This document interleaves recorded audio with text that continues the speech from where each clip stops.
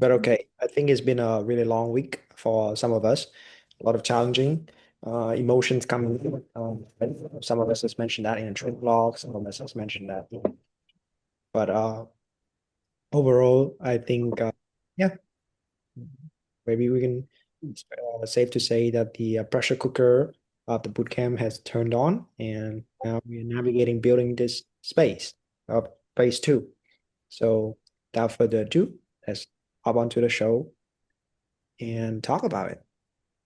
Yes, like we were saying, it seems to be the case that a lot of flavors have been brought forth with much more intensity of this week. And looking through some of the talks, discussion, training logs, and just overall vibes, uh, the elephant in any samsara room, which is only sense of tough emotions, very strong currents that we are observing of how we're perceiving our situation. Some of us feel overwhelmed. Some of us has to deal with restlessness. Some of us has to deal with this sense of being squeezing, being foggy, or even sense of like I know some of us that I talk to also have the sense of agonizing pain or feeling of regret or just bored or whatever, confusion, blackout, pressure, and just overall drifting. And all these flavors is coming in through different ways um, in this week for us. And the reason why I think it is the elephant in its samsaric room is because if we just really sit down through the first phase of training when we are introduced to the elements and the arrow gets in the way of like, okay, this is your direct experience. Own the feelings that are happening right now. Can you be with it? Can you see them flow, take forms, and then generate compounding formation? And then that this is an ongoing current that happens all the time. And overall, yeah, it's the sense of dukkha, becoming more and more intimate with it over not just this week, but it's been a building up of the 4 weeks in a row, right?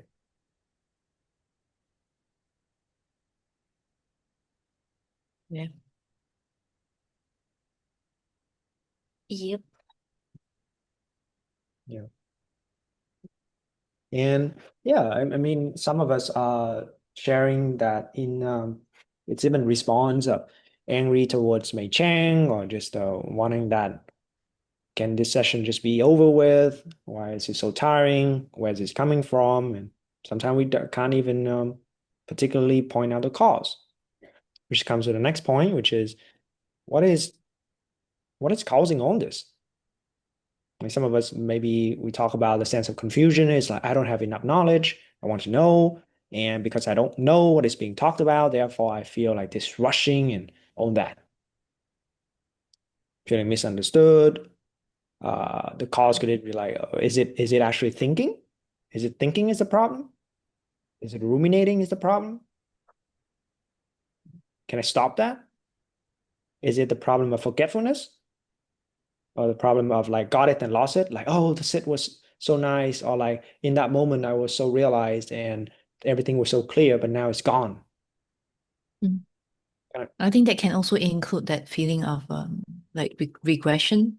Like, you might have been practicing a certain way for a long time, and suddenly you feel like like it's just like not working, or whatever thing you think that you got it actually is not. mm, yeah.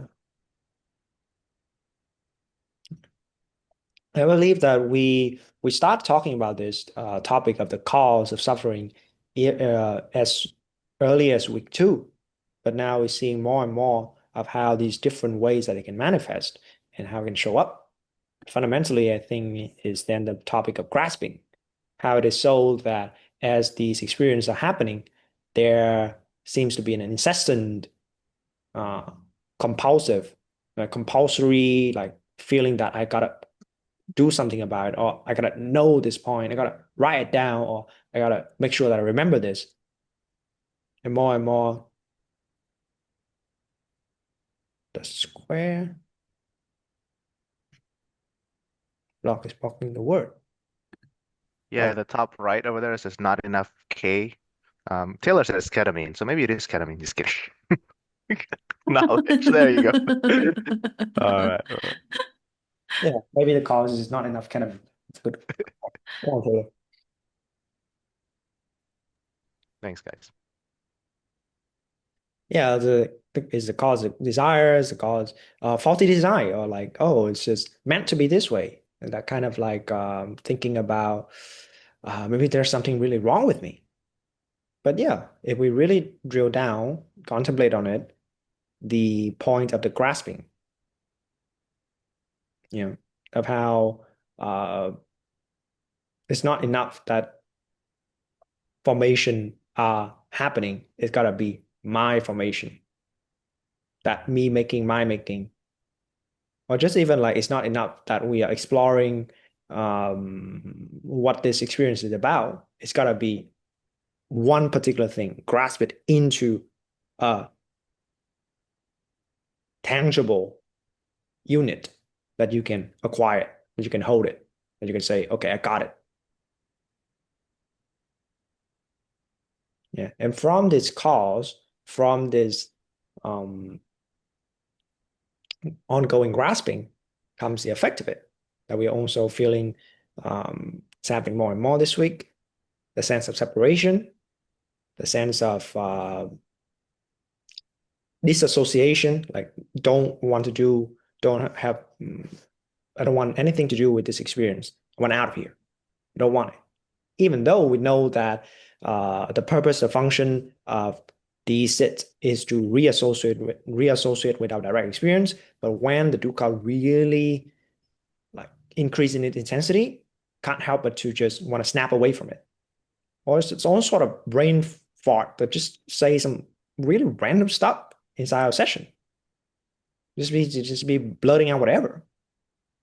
Our desires can't just be self-expressing. It's gotta be like this kind of tumultuous, this kind of like torturing relationship with it. And while we're going through all of this, there's just this fundamentally unwillingness to cease. And it's just loop between oscillation, one extreme to the next extreme, one extreme to the next extreme. And sometimes these extremes are not even like extreme in the way of view like eternalism or annihilism or annihilationism or whatever that kind of extreme is. It's just be oscillation between ideologies, oscillation between beliefs. It's not even that level of view yet. Just oscillation between taking a lot of drugs and like I must never touch it again. Like, what view is that? That's not even a view. That's not even the so-called middle way. That's just moderation. That's just trying to find moderation, right? So just oscillation, trying to find moderation. There's also the effect of the dukkha, which is just the phenomenon of a can't stop, won't stop, similar to the unwillingness to cease. It's just this ongoing trying to make sense and the next insight and the next session and the next got to be better and just ongoing performance anxieties. It's like I'm not doing well enough. I should be better. I should be better. I should be better.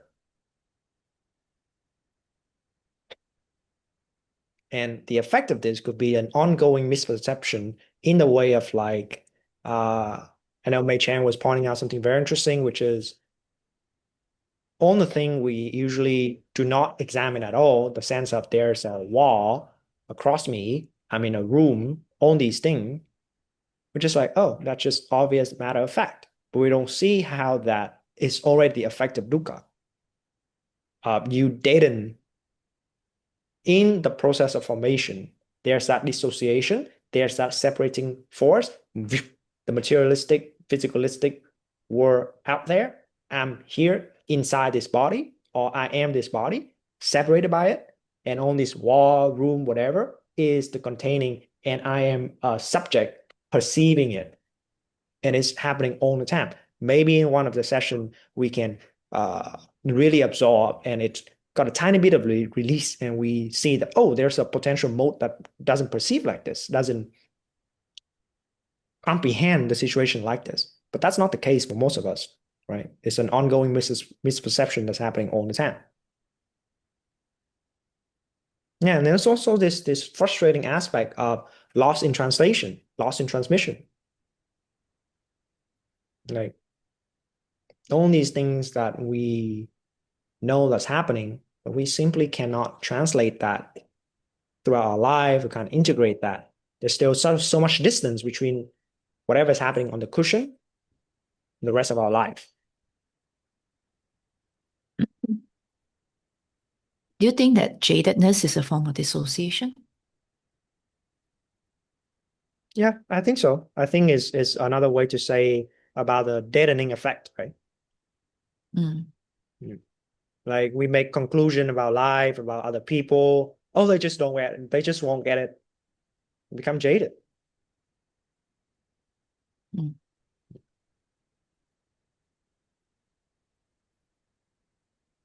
Yeah. Yeah. So the oscillation between these different ideologies, different stances, really not even the level of views yet. It's just the oscillating between different stances, different perspectives, different positioning, can't stop, won't stop, looping again and again in this. Sometimes it ceases, but then it's back to can't stop, won't stop.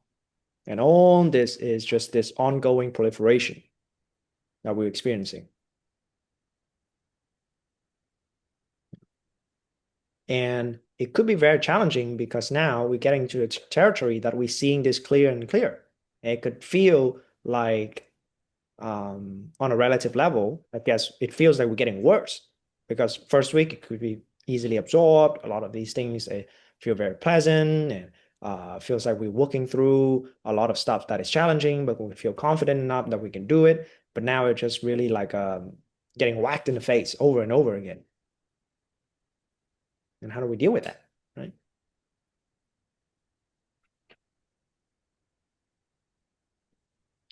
So then I propose that there's a way to look at this in this particular schema is that the problem is dukkha, and the problem that cause is dukkha and grasping. They kind of have this also back and forth dynamic.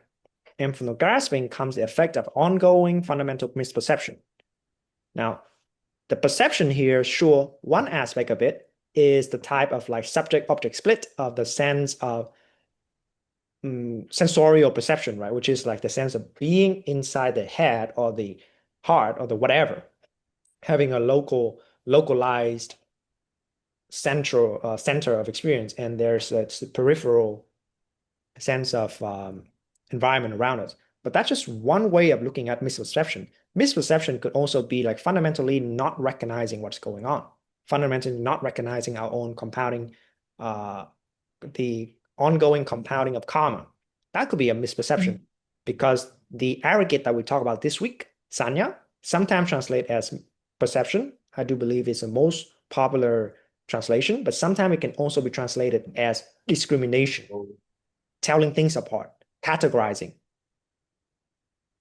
Right? So it's not just like how do you see, but it's also the way in which you see, the way in which you categorize things.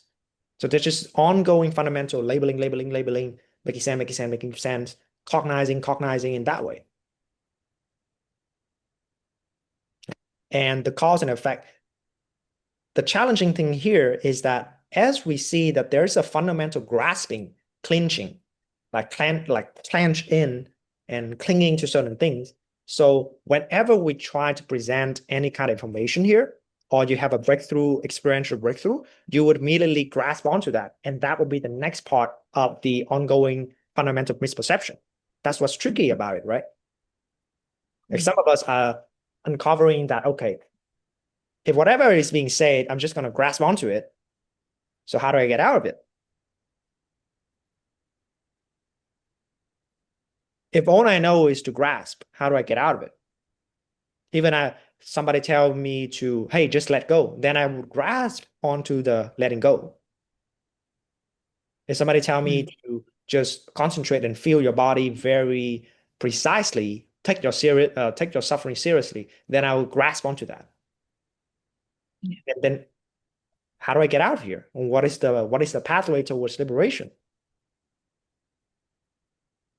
Right? Because this cause, this fundamental cause, and its effect, it's always had that effect of like, yeah, this session breakthrough is the next session object of grasping. So of course, it's a very tricky situation that we are in, and it constantly feeling like we are playing a game that doesn't seem like we can win, and it seems very unclear what needs to be done. I was also mentioning, I think in 7A, or I think maybe it's one of my 7A, Ryan, that sometimes grasping can also looks like, how we tend to do invalidation or negation, but we straight away actually categorize what we negate as wrong, as and never having it considered as like part of our, how we just kind of like slice things off, like oh, that was a wrong perception, and then you just cut it out, or that was a wrong view, and then you just cut it out, when in fact just that kind of negation actually means that you are also grasping on that, like the kind of new grounds that you found, and then just totally ignoring maybe a lot of the old things that we so-called let go of is actually always still functional in our experience. Yeah. That's why I see that actually that the way we laid out the first 3 weeks of the training is to see this schema. It's like, okay, as you sit down in the first week, coming into contact with your direct experience, do you see that you are suffering? What layers, what levels of suffering are you in right now when there is that direct experience? And in second weeks, when the water desires training is starting to be introduced, do you see the process of grasping? You see there's a process that you will cling to the desire and make it about this, make it about that, or just cannot let go of that. And the third week of air element, when we see formation, do you see from that it's starting to generate this sense of narratives, worldviews, perspectives, and you see that you are unwilling to be wrong? Misperception, right? Like just to see there is an effect of the cause, an ongoing fundamental misperception. And it's an ongoing thing that also explains this kind of like tension that we always feel of like, oh, what's the right thing to do? What's the right thing to do?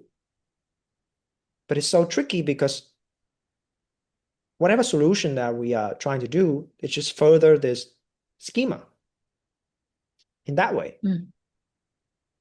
Yeah, but like, for example, Jace, what you just said is that if our response to when we recognize there is a part that is no longer functional for us, we immediately try to cut it out and try to disown it in that way. Push that side of us that whatever feeling of being wrong, whatever, like, okay, I got it, I'm wrong. I don't like it. Get away. Okay, tell me what's the right thing to do then. Instead of gathering that experience and feeling what it feels like to be wrong. Take all that in and just allow that desire to, that emotions to self-express.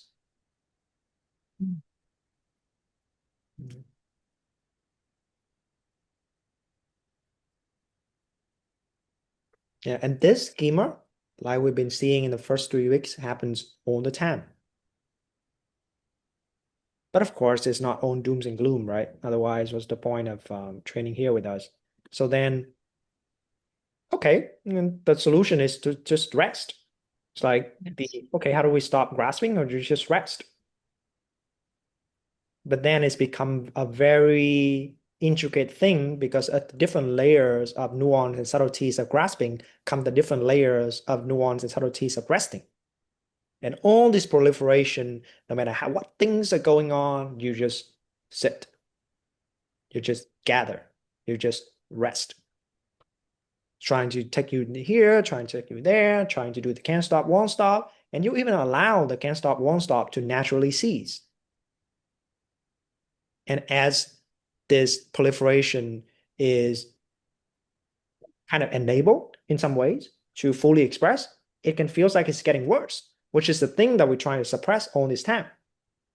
But even to open that floodgate for it to come out and starting to be able to feel, I believe that is what Mei Chan was getting at when he mentioned that, hey, you got a lot of karmic debt you need to tend to. When you actually sit down with your experience, you feel really bad because you haven't really tending to your karmic situation. So this resting and proliferation doesn't mean that it's going to feel relaxing. Doesn't even mean it's going to feel good. It actually can mean that, hey, put down the fight of that type of resistance. Put down the positioning of fundamental rebellion, fundamental wanting to control what's going on in that way. Wanting to be right. Yeah, wanting to be right, not wanting to feel like you're wrong. Yeah, because if we don't take this like almost orthogonal kind of approach, we're just stuck in that earlier schema, just dukkha, grasping, ongoing misperception that leads to more dukkha and grasping and blah, blah, blah, blah, blah. So we just accept the whole situation and just sit down and allow it to just rip, allow ourselves to be ripped apart. And of course, it's not once that ripping apart, this proliferation, it runs out of its field, we do see the next step is to recognize the misperception. There was one moment that we see that, oh, this whole proliferation was going on because there is this misperception. The moment that the inside, that it clicks. Oh, I'm tripping because of, I genuinely thought this to be the case, but it's not. There's a moment of recontextualization. There's a moment of a recognition of what's going on. That could mean like, oh, I've always been clenching my head trying to think my way through things with way too much effort. Maybe I should stop doing that. Or like, oh, the misperception is I thought I got over all those problems. I haven't. And we ride that sense of proliferation right to the point that it's ceasing so that it's have a chance of opening of a new way of perceiving our situation. But this is literally means that we recognize how wrong we are. Sometimes that can be very cathartic. Sometimes that can feel very overwhelming and whatnot. Yeah, which is, I believe, we're starting to do right now. We're going through this process of illuminating this sense of being wrong, this misperception. And from this recognition, from these seedlings of recognition, then we can see that instead of its doing its ongoing fundamental misperception, there is a possibility of seeing how there is an exhaustion process that's going on as well. Some of us, that means when we sit down, feeling so contracted in our body, and we're just allowing the rest to happen. Just let the tension, let own that irritation to be gathered, to be allowed to be there, and recognize how that there is misperception, like a sense of trying to fix it, trying to control it, blah, blah, blah, blah, blah. And just recognize, oh, I'm trying to do that. Okay, rest that, rest that. Okay. And allow the exhaustion here could mean that slowly, part by part, the body relaxes, the channel opens up, and there could be this sense of exhaustion of the clinging, of the misperception, on the way to like you don't feel as if you don't have a body in that session. It's just woof, and you expand it.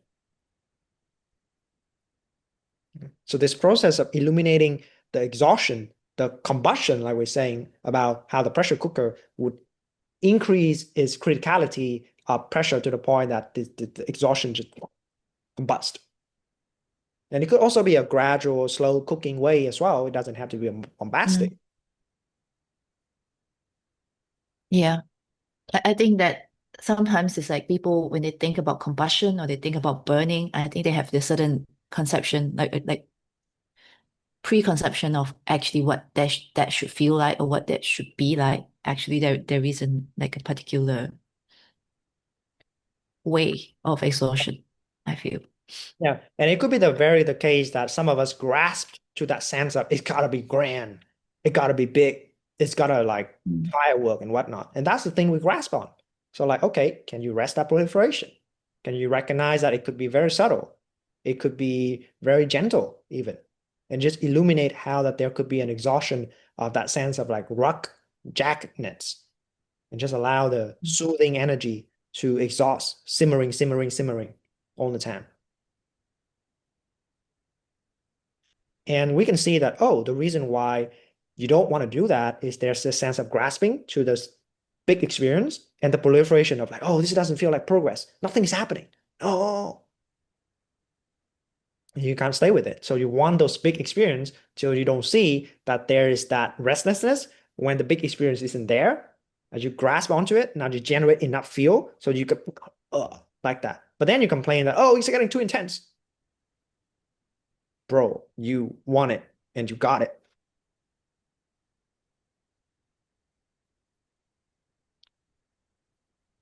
Yeah. And with the illumination of this exhaustion, then comes the fundamental ontological release. How you are being can starting to shift, can starting to have different, instead of grasping to that, grasping to this, whether that is some sensorial type of grasping, like literally the way we hold our body, physical body, subtle body, emotional body. Oh, next thing. It could be a sensorial release. It could be an emotional release. It could be even a cognitive release of the way we think how things should be.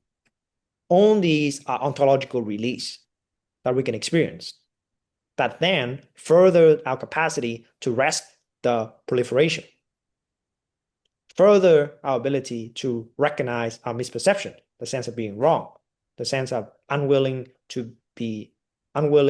to seize. And that will eliminate even more exhaustion, and that will lead to even more ontological release. And the cycle is a virtuous cycle, but it's very challenging to stay here. But then the point is, can we stay with this cycle all the way to the ontological release, reach such a critical moment that there's a non-conceptual breakthrough that fundamentally now you have an experiential basis for the uprooting of dukkha. And that's the game changer that we want people in the bootcamp to experience. We don't know whether that's going to be one bootcamp or two bootcamps or whatever, but this is how the path functions.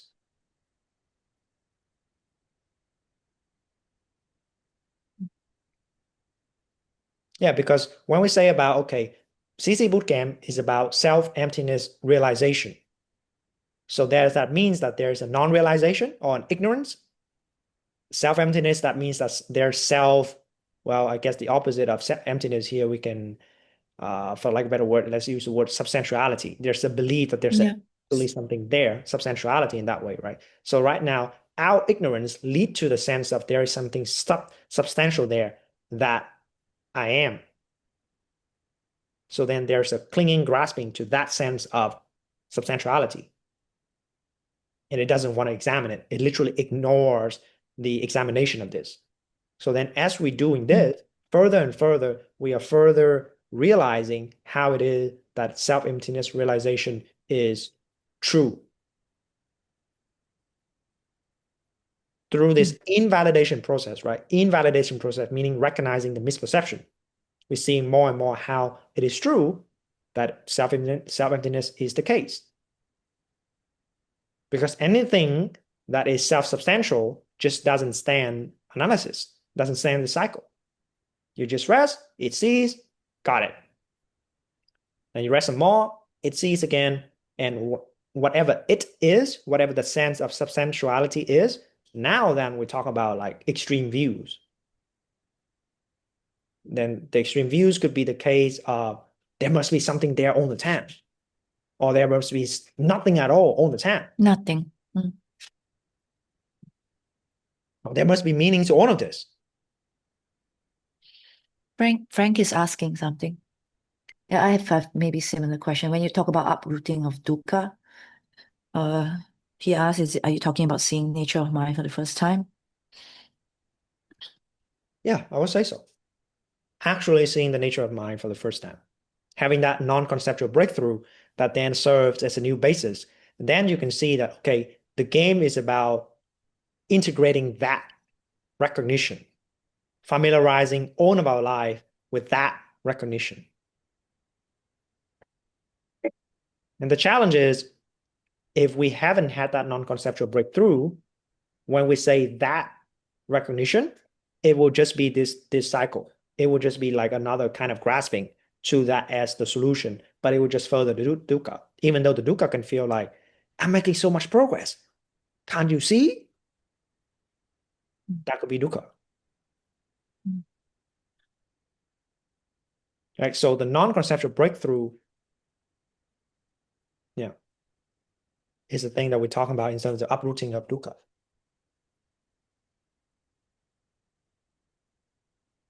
We're talking about anatta realization. Yeah.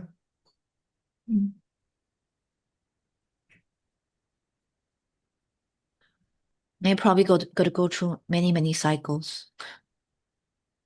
Yeah. I mean, we don't with even, increasing pain. hey, it's also like some of us has been on this for what, 20 years, 10 years, 5 years. Our whole life feels like a long test, a long training cycle, right? And this grasping and the sense of resting, proliferation, surrendering in that way, we've been doing that before. Our heartbreaks, our challenges at work, our relationship problems, all of that.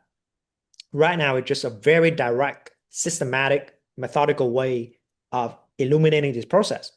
But it's always what's going on with you. Otherwise, you wouldn't be here. Otherwise, there's not enough of that recognition or misperception of like, hey, there's something wrong with the way humans are living. I gotta figure this something out. And illuminating that exhaustion of that willingness to just give up, like give up that particular vision of how life should be for me to have something else, to release ontologically from that. Yeah, but then we're up to the next cycle, and maybe it's not yet to that level of fundamental uproot of dukkha yet, but we're getting there. So once again, then if it's many cycles and it's, I don't know, hopefully that the way we're presenting this, it sounds really obvious and actually like, oh, like that Drake meme with Lil Yachty. I'm like, oh, it's kind of simple. Like I can see it. So then why is it not possible for us to simply rest and recognize? If it's obvious, why so difficult?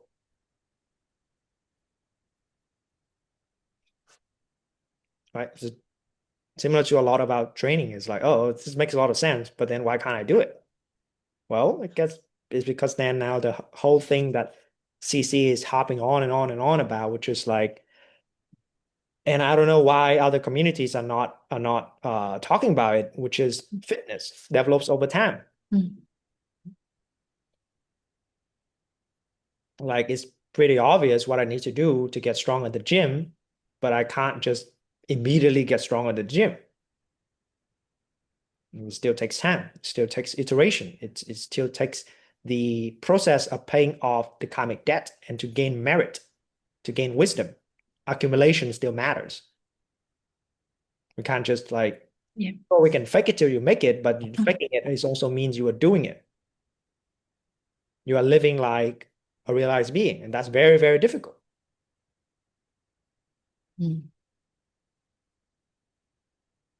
I think it just comes with a lot of conditioning about how we are supposed to be able to control, just control what we think, what we feel. Or that change, because it's invisible, it's hard for people to relate it to fitness. Yeah.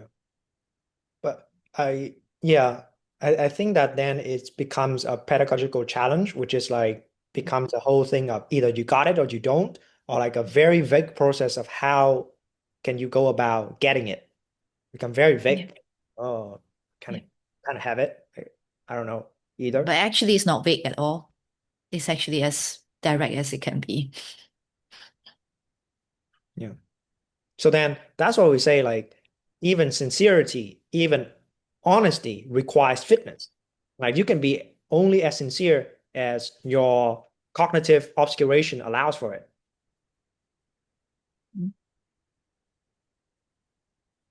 Yeah. I mean, patience as well, right? Yeah. So then it becomes a virtue that you need to train. You need to, it's a game of perfection over a long period of time, indefinitely even. But okay, if fitness develops over time, now it can become daunting of like realizing, oh, that means I'm just starting the path and like, oh my God, there's still so much more to be done. And how do I go about this? But I want to maybe take us on an exercise to realize that, hey, fitness develops over time, but as you have been living, how many decades you've been living, you're also developing fitness over that time as well. So I want us to do a little exercise, which is let's think back to the first moment when you were aware that you were cognizant. And maybe you can write what that moment was like in the chat. Oh, me and Jace would read it out loud.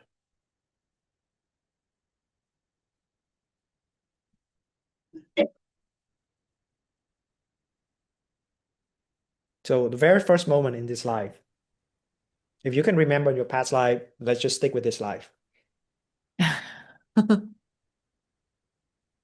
for the ease of communication.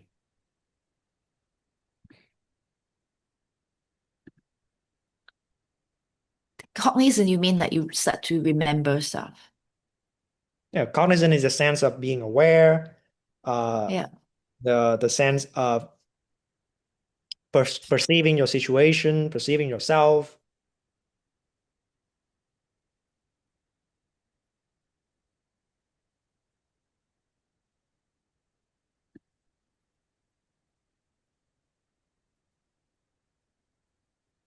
Can you can pinpoint the moment for you, can?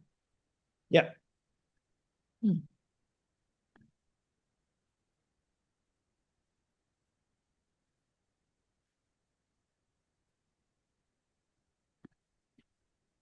Hmm. Oh, L'Oreal said in the womb. See, we got some OGs going on here, like in the womb. How about Yeah. that? I was aware Like in the womb. Chris Capistrán, like remember potty training, Frederick running around in preschool playground, Nikki sitting on the living room floor, carpet sensation, Adrian grandma's apartment, taking family photo. Sitting in. Juan just say nope. So if for Juan, the right now the exercise goes towards nope, that's very interesting, right? So then how that cognizant dawn for you? Like it's like there was no original moment, but then I'm cognizant now. So that means that there must be a like a chain of compounded fitness. Then how does that happen? Like, did I just what's going on?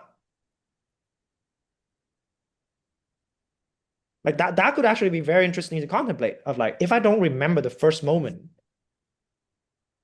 how did it happen? Did you just see Frank's response? I'm sorry. People When I probably think I'm trolling, but Mm. that's actually I a don't think fact. he is. Yeah, it's true. I'm not trolling. This one, I'm not. In fact, I didn't realize what meta awareness even means until I was like 29, and then it took me a long time to figure out. Like, what do you mean by watching yourself?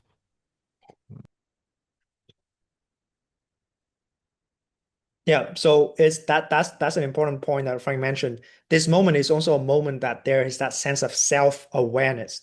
There's a sense of scanning your own embodiment, like cognizant, right? So let me read out what Frank just wrote. Shout out YouTube audience, you get a pick at this. When I was 29 and I asked my friend what's the best way to stop masturbating so much because I was doing it 5 times a day, and he said, can you simply watch and observe yourself masturbating? I had no idea what he meant. And then I was like, oh wow. What was that oh wow moment for you? Mm, More like a relief, just to figure out what he was trying to tell me, or what he was pointing to, because it actually took me a while to even uh, understand, like what he means. It's like, what do you mean watching yourself? Like, what does that mean? Well, I couldn't understand what that means. So if you were to contextualize how was life before that moment, then how would you say how was the experience of life before that? So I guess I was just totally unconscious. But then Interesting. I went through life. I was really good at violin, really good at art, all kinds of stuff. It wasn't like mind blowing. It was just like, oh, okay, that's what you mean. And then soon after I started doing TM. So you are really a late boomer. Yeah, it's weird.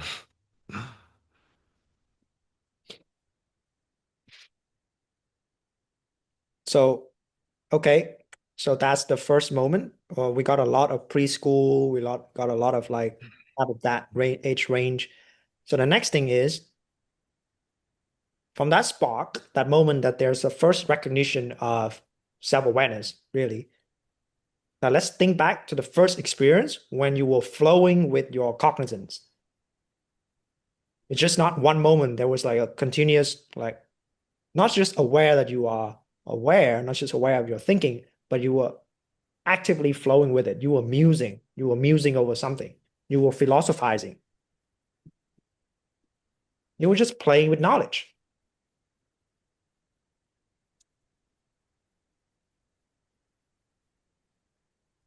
You were actually making analysis of the situation.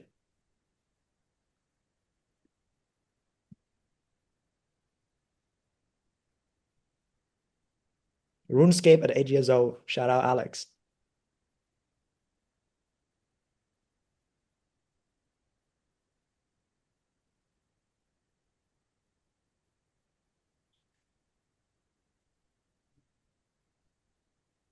Now there is the jump in our cognitive capacity, right? In our emotional capacity as well. Is that now there's not just enough of the spark, but there's also that sustenance of that spark to become a fire.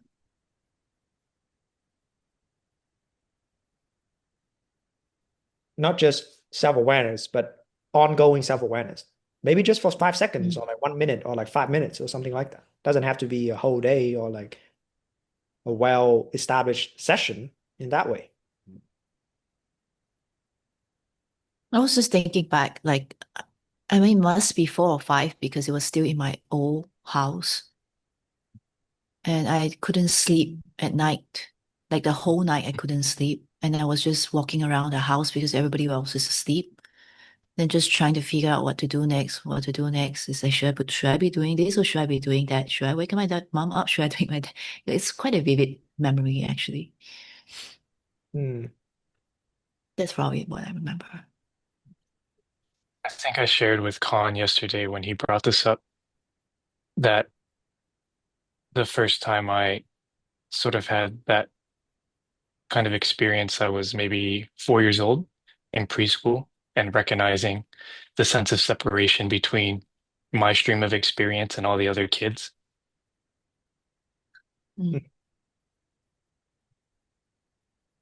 Yeah. And you realize that all the people around you are idiots. Yep, exactly. And then I went to take a nap. Well, for me, I think this was probably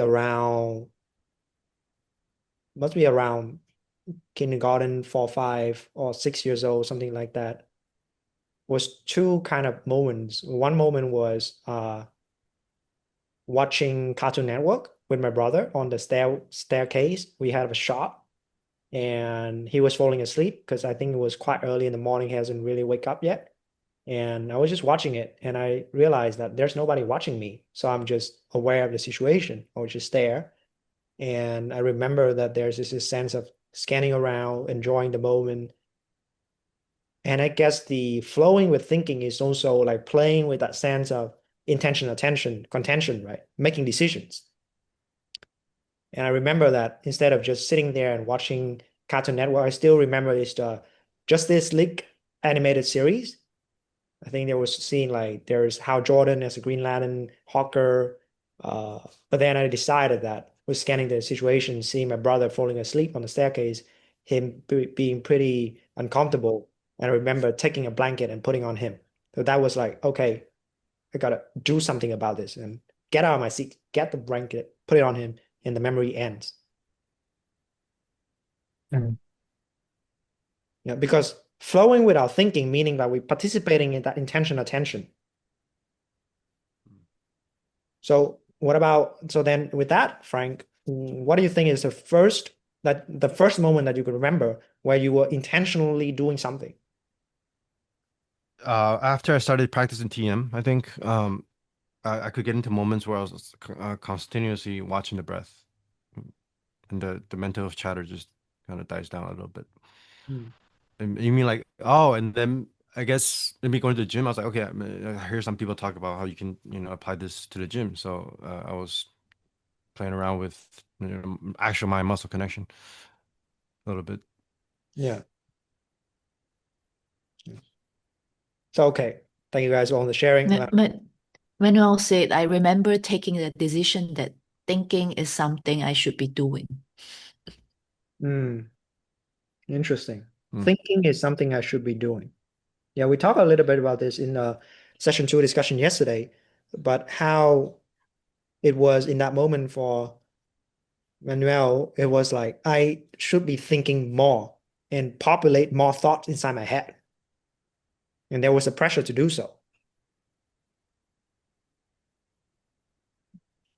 L'Oreal mentioned, maybe 4 years old, noticed my mom's pain, intended not to cause her pain going forward. Okay, so that was not only a recognition analysis of there's a situation, there's mom, she's in pain, but there's also an intention there's a contention, right? Which is feeling that and feeling the involvement of ourselves with that situation and making a decision. Like intention, which is to recognize what's going on with mom, recognize what's going on with the situation. Attention, starting to analyze, okay, mom's in pain, I'm involved in this, bam, make a decision. Contention. So some of us are already kind of getting to the third point, but the third part is, now let's think back to the first experience when you were problem solving with your cognition. Like you actually accomplished something with this process of intention, attention, contention, and you realize something of it. Like, oh, I just solved that. That was a problem, and now it's no longer a problem. I recognize why it was a problem. I can see what I need to change, and I commit to it. Each layer I is mean, isn't it like those moments when you put like the shapes into the, those shape sorters toys? Yeah. Isn't that? Yeah. But were you cognizant when you were doing that? Or were you just doing that like a monkey?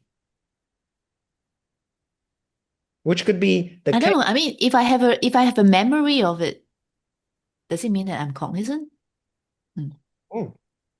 Good question, right?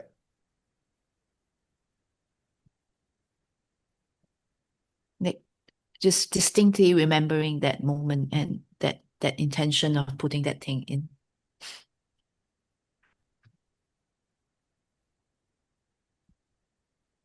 All right, we got one sharing. Okay, let's make this sharing anonymous. So we read it out. Otherwise, we getting some real juicy stuff.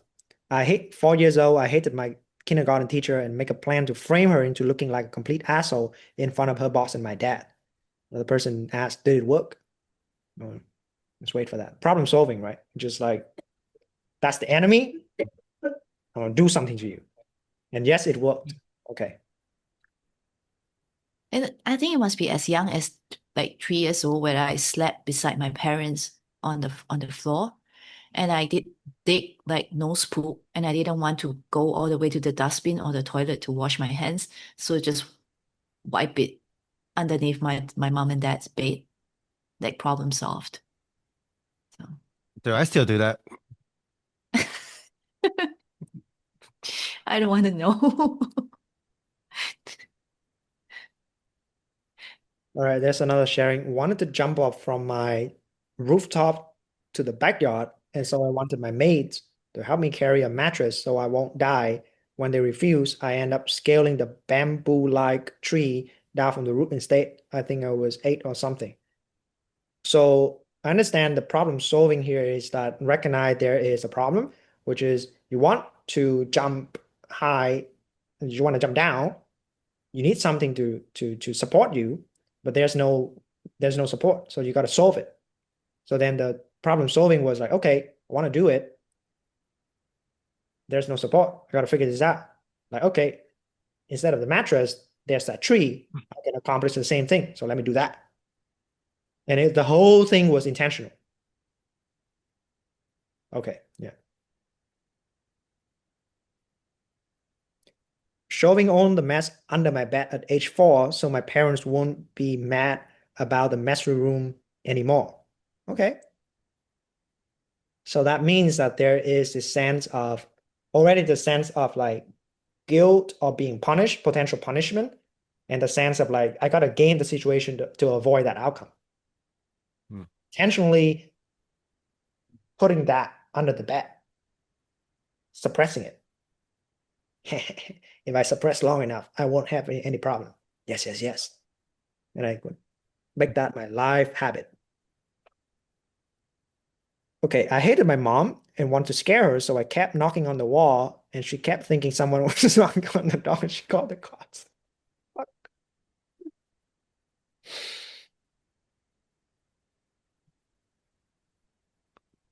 Okay. So it's so interesting, right? There is this emotional aspect that drives, there's that desire that drives this decision. And we can stay with that desire, start to make decision on that, formulating our own plans, and then execute it and see it through and realizing, oh, I just solved a problem. But then the recognition of like the way we solve that problem and the outcome could then lead to further analysis. Like, okay, maybe I should not mess with mom in that way because, well, I don't know. Okay, there's the one interesting one, a video game. Blind turret that was absolutely wrecking my ass in a video game. Okay. Taylor's with the joke. Age 7, I circled my calendar to remind myself when Digimon comes on TV because I kept missing it. Yeah, so there's like this intention, wanting to have it, recognize there's a problem, come up with a solution, implementing it, and then wait to see whether that's successful or not. So, okay. So essentially we're seeing that there is a moment, just a moment of cognizance, like self-aware. We don't do anything with it. But from that moment now comes a flowing with that, flowing with our cognizance, starting to think about things. And then there's even like a problem, and then it kickstart this cycle. So not just like out of nowhere self-awareness, but like a deployed sense of self-awareness, deployed sense of perceptions. And stages of cognitive development by Piaget in almost 100 years ago, he maps out this process as a way to see on average how human beings come to this point, be able to like form this operational assessment. Sensorial motor stage, birth to 2 years old, this is just on average. It's not like hard and fast rule, but like a baby should be able to move around, should be able to understand there is a concept called object permanence, meaning like this is a cup. When it's out of the screen, the cup doesn't disappear, it's still here. But that's why after 2, probably I play peekaboo with you guys right now, I'll just look retarded. But to the baby, it's so convincing. It's the greatest thing ever. Is that the baby genuinely is like, oh my God, daddy's no more. Right. Or it doesn't even recognize that when mom and dad change their hairstyle or change their appearance to a drastic degree, they don't recognize mommy and daddy anymore.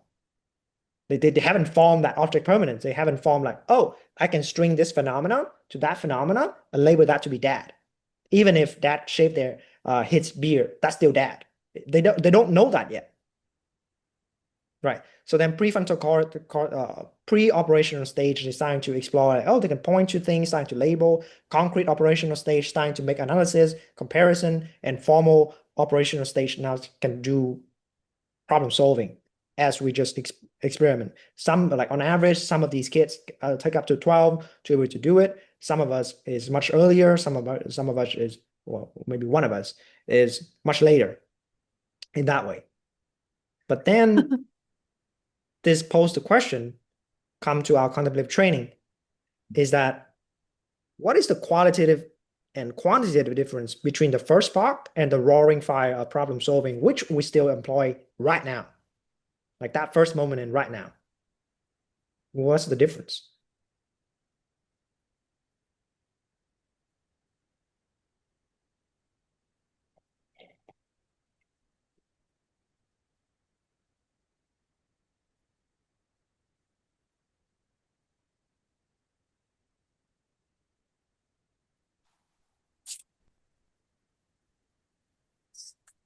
Can you repeat that? The difference between what and what? Qualitative difference.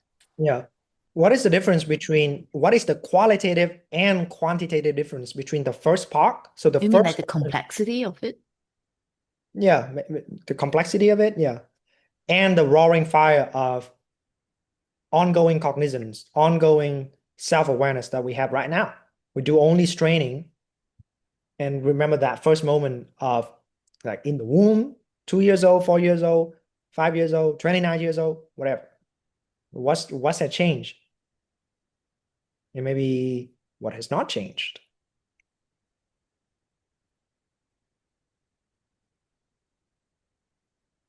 Now, this is very interesting because some of us have those moments before we come to fully identify with our sense of identity. Like I know when I was 3, I have 2 names. One was a name that my family calls me, and one was the name that the teacher calls me. So it was that point that I even know that there's a different sense of intimacy when those names are called.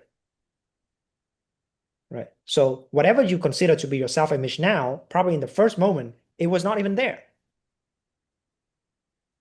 Like probably right now, or like for example, let's take Frank as an example. At 29, or maybe earlier than that, the sense of own this responsibility with an audience, the sense of being someone who had a following, wasn't there.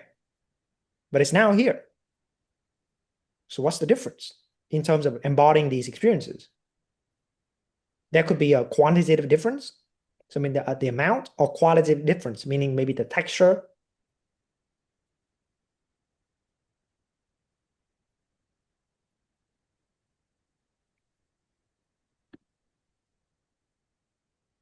Yeah, okay. So as one mentioned, Just more data points, aka experience. Okay, so experience doesn't make a difference.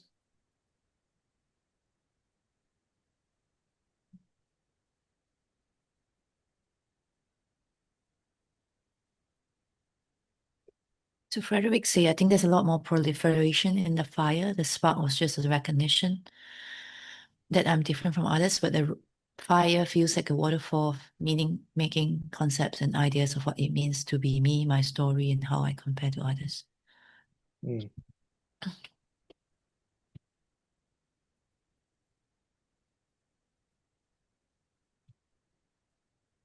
Okay. So to this point, I want to maybe pause for a moment and generate our breakout room for us to also potentially sit with this together and see how that reflects our sense of problem solving and meaning makings and see what's up with that. Let me see. Okay. And we'll come back to this. But right now, I think I would grant Taylor recording permission and Jay's.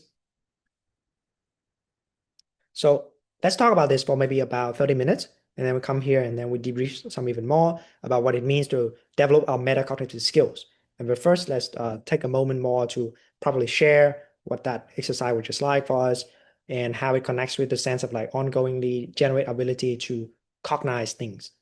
Right. So I will generate 3 breakout room.